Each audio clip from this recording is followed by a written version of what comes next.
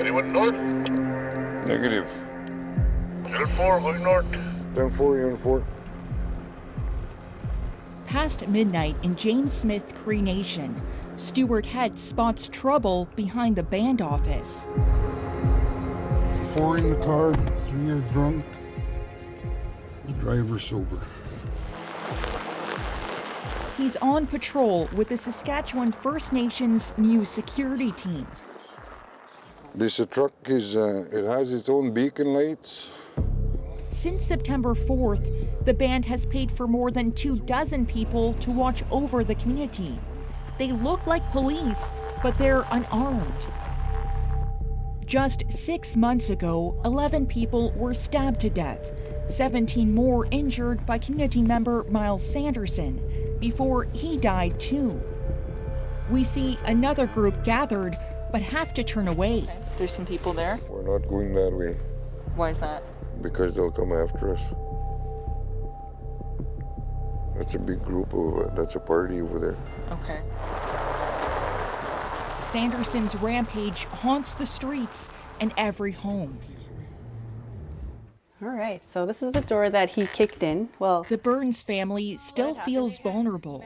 Okay, so it's still loose here. yes, yeah. Actually, it doesn't even lock at all. You know, just walk in. It's just an ugly reminder.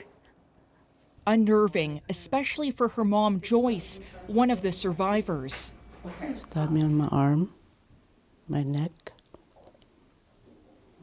And when he hit me on stabbed me in my abdomen, that's when I fell. She believes she's only alive today because her husband, Earl Burns Sr., sacrificed his final breaths to distract Sanderson. What's the hardest part for you? Getting up from the bedroom or leaving the house. Days there where I don't even want to leave the house.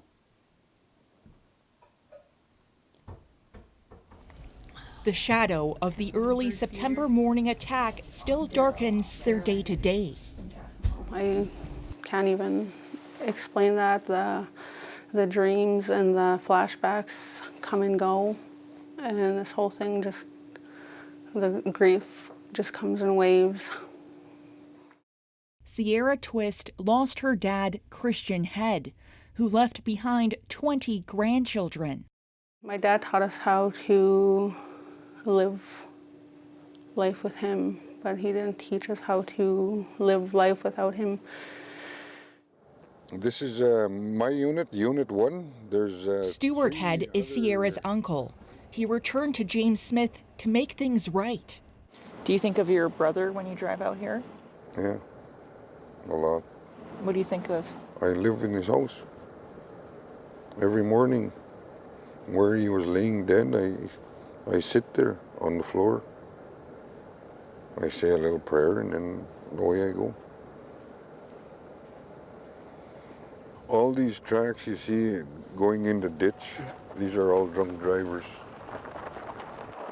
Since the RCMP are usually at least an hour away, Head and his team are the first on scene to any emergency. The problem is they have no training, no powers. I talk with RCMP. I ask questions like, can we take the keys out? No, you can't. Well, why not? They're drunk. How about if I bump the vehicle that they're drunk driving in? Would I be able to do that and call in a car accident? You can't do that. That must be frustrating to get all these no's. Well, why not? Yeah. I could be saving a life. Just keeping an eye on them, and they know it. They're also putting their own lives on the line. They only come out at night. That morning, the RCMP arrested a man for pointing a BB gun at a security officer. Another scare for Head and his team, who had just been threatened. He said he was going to kill his whole family, his wife, and all of the security, and he was going to break Miles Sanderson's record. What worries you the most?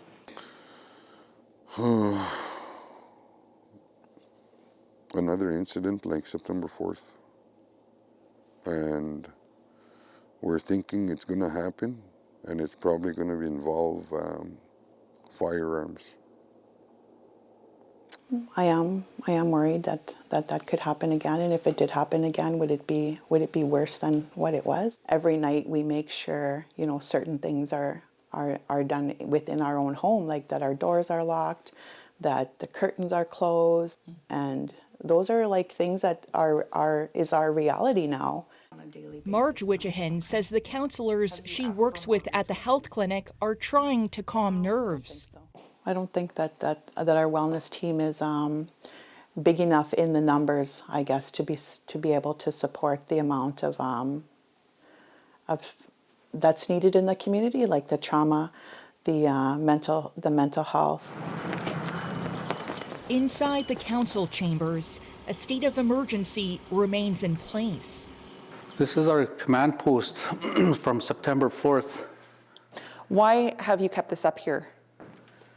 That's a good question, and you know, every time I look at it, it always reminds me of the people that, you know, that we lost. But Chief Wally Burns of James Smith Cree Nation tries to keep an eye on hope, fueled by people who suffered their own tragedy. Where are these from? The Hearts on the Wall are from Humboldt, and I'm very happy that, you know, that for their sympathy.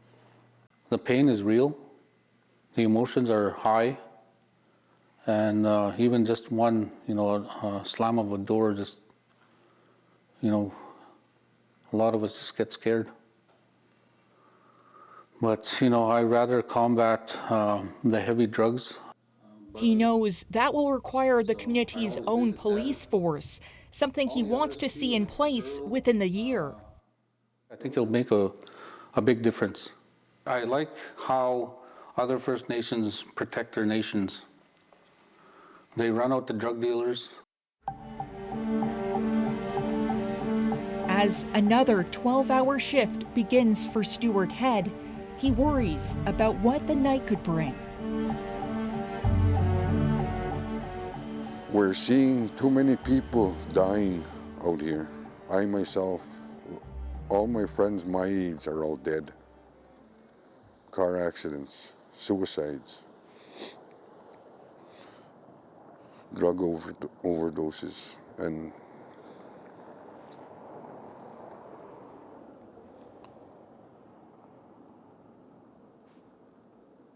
it's really hard to see